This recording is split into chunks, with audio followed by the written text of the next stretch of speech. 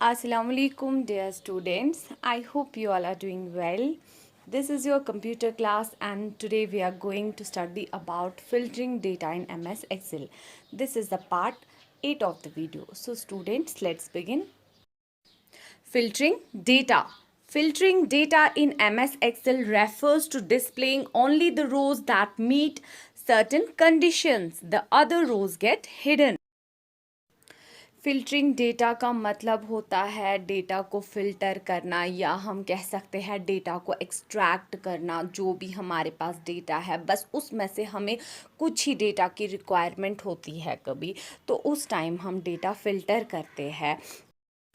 तो data filtering का मतलब होता है वही रोज़ या वही रिकॉर्ड्स डिस्प्ले करना जो हमारी कंडीशन को फुलफ़िल करते हैं, और जो बाकी के रोज़ या बाकी के रिकॉर्ड्स होते हैं वो हाइड हो जाते हैं, वो डेटा फ़िल्टरिंग होता है।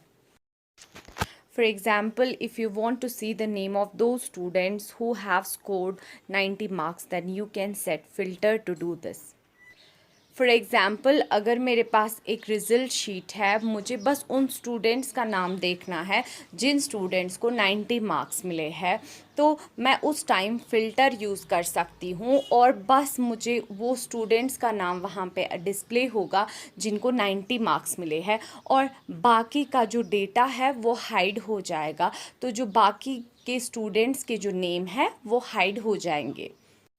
तो सॉर्ट एंड फिल्टर का ऑप्शन आपको होम टैब में भी मिलेगा और डेटा टैब से भी आप इसको एक्सेस कर सकते हैं। तो अब हम प्रैक्टिकली सीखते हैं फ़िल्टर को कैसे यूज़ किया जाता है। तो आप यहाँ पे देख सकते हैं मैंने एक टेबल क्रिएट किया है जिसमें मैंने नेम का कॉलम रखा है, यहाँ पे डेट ऑफ एडमिशन का कॉलम है, इंग्लिश के मार्क्स है, मैथ साइंस कंप्यूटर के मार्क्स है और टोटल का एक कॉलम है। तो अब हम इस टेबल पे फ़िल्टर को अप्लाई करेंगे। तो अगर आप यहाँ पे अपनी टेबल पे फ़िल्टर लगाना चाहते हैं तो आप टेबल की किसी भी सेल में क्लिक करें और फिर सॉर्ट एंड फ़िल्टर पे क्लिक करें और वहाँ पे आप फ़िल्टर पे क्लिक करें, तो आप देखेंगे यहाँ पे हमारे टेबल पे यहाँ पे फ़िल्टर अप्लाई हो जाएगा। और अगर आप फ़िल्टर को रिमूव करना चाहते हो तो आप फिर से फ़िल्टर पे क्लिक करें, तो यहाँ पे फ़िल्टर रिमूव हो जाएगा।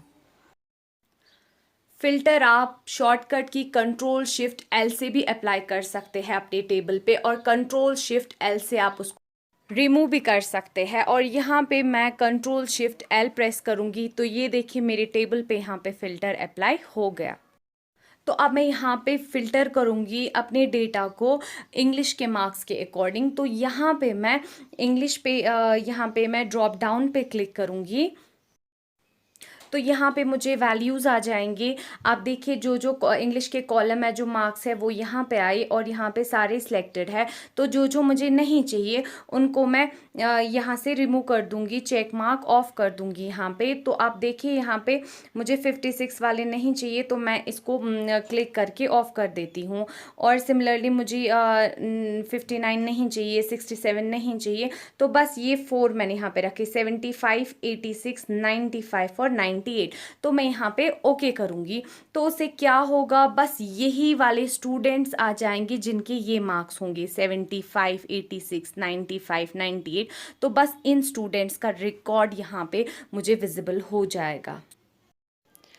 और अगर आप इस फ़िल्टर को क्लियर करना चाहते हैं तो आप सॉर्ट एंड फ़िल्टर में क्लियर के ऑप्शन पे क्लिक करेंगे, तो आप देखेंगे यहाँ पे जो हमने फ़िल्टर अप्लाई किया था वो क्लियर हो गया।